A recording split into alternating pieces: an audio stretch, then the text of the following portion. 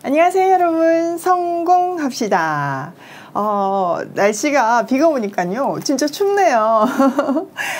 가을이 시작되나 했더니 벌써 겨울이 느껴지는 것 같아요. 자, 오늘은 드디어 빌라도의 재판장에 서신 예수님의 이야기인데요. 이 이야기를 통해서 우리는 진짜 왕이 누구신가에 대해서 한번 깊이 있게 생각을 해봤으면 좋겠어요. 여러분 인생의 왕은 누구신가요? 아주 쉽게 하나님이세요 이렇게 습관적으로 대답하실 수도 있겠지만, 오늘 예수님은 빌라도의 재판석으로 우리를 초대하세요. 한번 그 자리에 서서 진짜 나는 내 인생의 왕을 누구라고 생각하고 있는지, 혹시 이중생활을 하는 것은 아닌지 체크해보면 좋겠어요. 자, 그 재판장으로 들어가 보도록 할게요. 1절, 이에 빌라도가 예수를 데려다가 채찍질 하더라.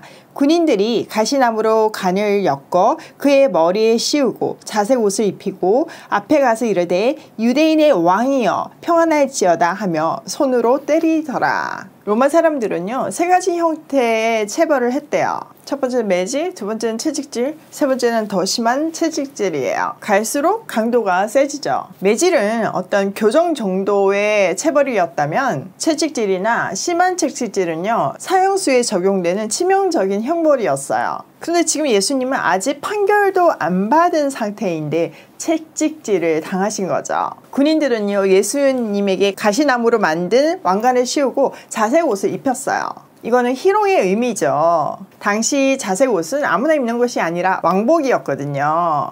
그러니까 왕같이 꾸며놓고는 유대인의 왕이라고 만세를 외치며 손바닥으로 얼굴을 때렸어요. 완전히 모욕을 주기 위함이었어요. 비록 그들은요 예수님을 이렇게 조롱하고 있었지만 그 조롱의 목소리를 통해서 예수님은 유대인의 왕이시고 하나님이심이 선포되고 있었어요. 정말 놀라운 역설이지 않나요? 4절, 빌라도가 다시 밖에 나가 말하되 보라, 이 사람을 데리고 너희에게 나오나니 이는 내가 그에게서 아무 죄도 찾지 못한 것을 너희로 알게 하려 함이로다 하더라. 빌라도는요 다시 밖으로 나와서 유대인들에게 말했어요. 내가 그 사람을 당신들 앞에 데려오겠지만 나는 그 사람에게서 아무 죄도 발견하지 못했어. 이것은 빌라도가 두 번째 예수님의 죄 없음을 선포하는 거예요. 근데 사실 그의 말과 행동이 앞뒤가 안 맞아요. 지금 안에서는 뭐 했어요? 네, 죄인 취급하듯이 때리고 막 조롱하고는 나와서는 이 사람은 죄가 없다 이렇게 얘기하잖아요. 왜 이런 행동을 할까요? 어제 살펴본 것 같이 지금 빌라도는 왔다 갔다 하고 있잖아요. 뭐 안과 밖을 왔다 갔다 하는 것뿐만 아니라 진리와 거짓 사이에서 왔다 갔다 하고 있잖아요. 그러니까 그 마음에는 여러 가지 마음이 있었을 거예요. 첫 번째는 마태복음에 보면 빌라도의 아내가 꿈을 꾸고 사람을 보내서 그 사람하고 상관하지 말라고, 이거 진짜 이상한 꿈이라고 말한 장면이 있어요. 역사적인 기록들에 보면 그 아내는 굉장히 신비주의에 심취한 사람이었대요. 그러니까 평소에 그런 말을 계속 하는데 아주 간곡하게 얘기하니까 사실 빌라도는 마음이 편할 수가 없는 거죠. 또 중요한 거는 실제로 빌라도가 보기에는 죄가 없었고요. 그러나 현실은 자기의 불완전한 정권 유지를 위해서 유대인의 환심을 사야 했고요. 그러려면 그들의 요구를 외면할 수 없었던 거죠. 마가복음에 보면요 그들에게 만족을 주고자 했다고 기록하고 있어요. 자, 5절, 이 예수께서 가시관을 쓰고 자색 옷을 입고 나오시니 빌라도가 그들에게 말하되 보라, 이 사람이로다 하매 대제사장들과 아랫사람들이 예수를 보고 소리 질러 이르되 십자가에 못 박으소서, 십자가에 못 박으소서 하는지라. 빌라도가 이르되 너희가 친히 데려다가 십자가에 못 박으라. 나는 그에게서 죄를 찾지 못하였노라. 드디어 예수님은요 조롱당하는 왕의 모습을 하고 유대인 앞에 나왔어요. 가시 왕관을 쓰고 자색 옷을 입고 유대인들 앞에 나왔을 때 대제사장들과 경비병들은 십자가에 못 박으라고 외쳤어요. 사실 이 모습은요 굉장히 역설적이긴 하지만 왕의 대관식을 떠올릴 수 있어요. 왕복을 입고 나왔잖아요. 근데 지금 이제 소리를 지르잖아요. 죽이라는 이 외침이 꼭 환호처럼 들려요. 이스라엘의 메시아에 대한 오랜 기다림은 이렇게 성취되었어요. 또 빌라도가요 보시오 이 사람이요 라고 말하잖아요. 이것은요, 메시아적인 호칭이에요. 뒤에 14절에 보면요. 뒤에 14절에 보면 보시오 당신들의 왕이요 라고 더 분명하게 말하거든요. 빌라도에 의해서 다시 한번 예수님이 죄 없음이 선포되고 예수님이 하나님의 아들이시고 사람의 몸을 입고 이 땅에 온 만왕의 왕임이 드러나고 있어요. 분명 그는요 악역을 맡고 있는데 하나님은 그를 통해서 예수님을 선명하게 드러내고 있어요. 여러분 미술 시간에 그림 그릴 때 뭐 사과를 그린다고 했을 때 사과가 이렇게 동그랗게 진짜같이 보이려면 어떻게 해야 돼요? 예, 평면으로 그리면 안 되는 거고 사실 하이라이트가 있고 음영이 있어야지만 그림자가 있어야지만 이게 둥글게 보이는 거거든요. 더 사과가 선명하게 드러나는 거거든요. 마찬가지예요. 지금 빌라도는 이 음영의 역할을 하고 있는 거예요. 빌라도는요 그러면서 당신들이 정 그렇게 원하면 당신들이 십자가에 못 박으시오. 나는 이 사람에게서 아무 죄도 찾지 못했소 라고 또다시 죄 없음을 인정해요. 자 7절 유대인들이 대답하되 우리에게 법이 있으니 그 법대로 하면 그가 당연히 죽을 것은 그가 자기를 하나님의 아들이라 함이니이다. 유대인들은요 자기들 율법에 따르면 이 사람은 반드시 죽어야 된다는 거죠. 왜냐하면 하나님의 아들이라고 얘기하고 있으니까 이건 신성모독이라는 거예요.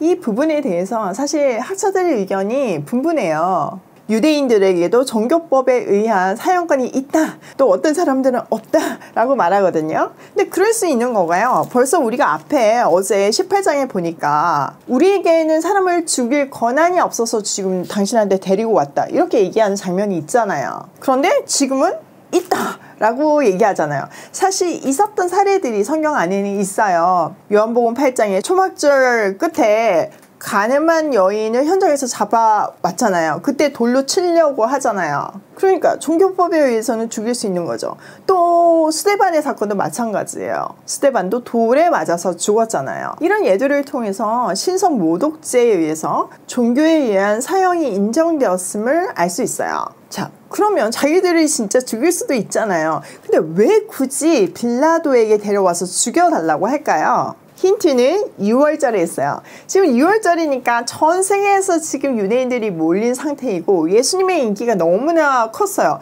그러니까 만약에 자기들이 종교법에 의해서 죽이면 밀란이 일어날 수 있기 때문에 두려웠던 거죠. 논란의 여지가 있는 유대법 대신에 로마법에 의해서 죽이면 아무도 토를 할 수가 없잖아요. 이 말을 통해 유대인들의 속마음이 그대로 드러나요. 일단 무조건 죽이고 싶은 거죠.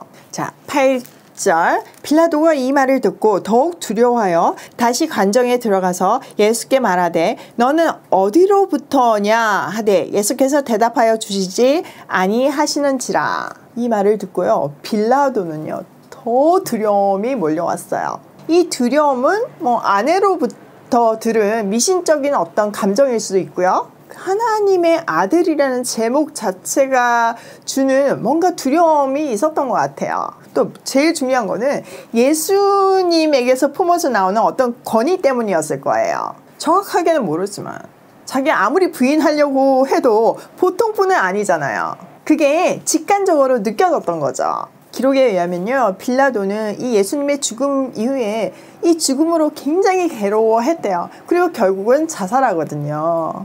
그러니까 그가 얼마나 고뇌했는지 그 예수님의 권위에 얼마나 사로잡혔는지를 보여주고 있는 거예요. 그 두려움은요 그의 질문 속에 굉장히 잘 스며들어 있어요. 당신은 도대체 어디로부터 왔소? 예수님이 당신이 하나님의 아들이라고 주장하고 있잖아요. 그러니까 진짜 당신이 하늘에서 온 분 맞냐고 묻고 있는 거예요. 예수님은 이에 침묵하셨어요. 10절 빌라도가 이르되 내게 말하지 아니하느냐 내가 너를 놓아줄 권한도 있고 십자가에 못 박을 권한도 있는 줄을 알지 못하느냐. 빌라도는요 자신의 권한에 대해서 말해요. 그것도 2번이나 반복해서 말하고 있어요. 예수님을 놓아줄 권한도 있고 십자가에서 죽일 권한도 있다는 거죠. 근데 이렇게 말 안 하는 것은 불리하다고 말하는 거예요. 자, 이 권한은 뭘까요? 네, 맞아요. 황제로부터 주어진 총독의 권한이에요. 자기 배후에 황제가 있으니 자기는 그럴 수 있다는 거죠. 여기서 빌라도가 예수님을 진짜 풀어주고 싶어 하는구나. 그 의지가 느껴져요. 그러니까 좀 어떻게 말을 하면 좋겠는데 대답을 안 하니까 도와줄 방법이 없으니까 당황스러운 거죠. 자, 11절. 예수께서 대답하시되 위에서 주지 아니하셨더라면 나를 해할 권한이 없었으리니 그러므로 나를 내게 넘겨준 자의 죄는 더 크다 하시니라. 자, 빌라도가 권한을 얘기했는데 예수님은 위로부터의 권한을 얘기해요. 위, 하나님의 권한이죠. 그러니까 빌라도의 배후에는 황제가 있다면 예수님의 배후에는 하나님이 계시다는 뜻이에요. 그러니까 예수님은 그 권한을 위로부터 주기 때문에 네가 지금 갖고 있는 게 없다. 너한테는 나를 죽이고 살리고 할 어떤 권한도 없다라고 말씀하시는 거예요. 자, 12절.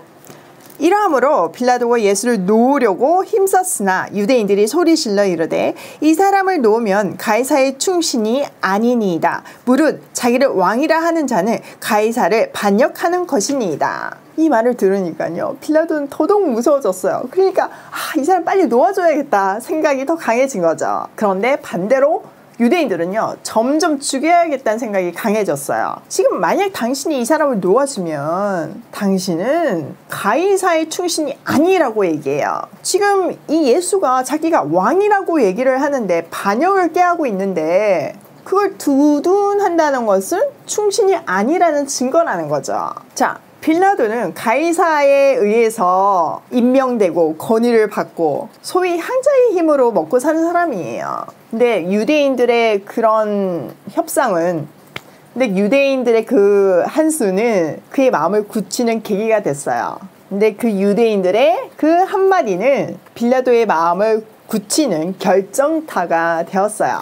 자기 인생을 죄수로 지금 잡혀온 이 미지의 인물에게 걸 수는 없었으니까요. 자, 13절. 빌라도가 이 말을 듣고 예수를 끌고 나가서 돌을 깐 뜰, 히브리 말로 가바다에 있는 재판석에 앉아 있더라. 이날은 6월절의 준비일이요 때는 제6시라. 빌라도가 유대인들에게 이르되 보라 너희 왕이로다. 마음을 굳힌 빌라도는요, 재판석에 앉았어요. 요한은요, 그 시간과 그 날을 기록하고 있는데 바로 6월절 전날의 정오 12시쯤이었어요. 근데 이 시간은요, 6월절 양에 대한 도살이 시작되는 시간이었어요.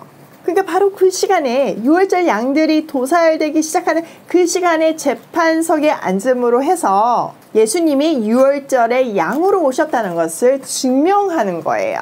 빌라도는요, 재판석에서 또 한 번 얘기해요.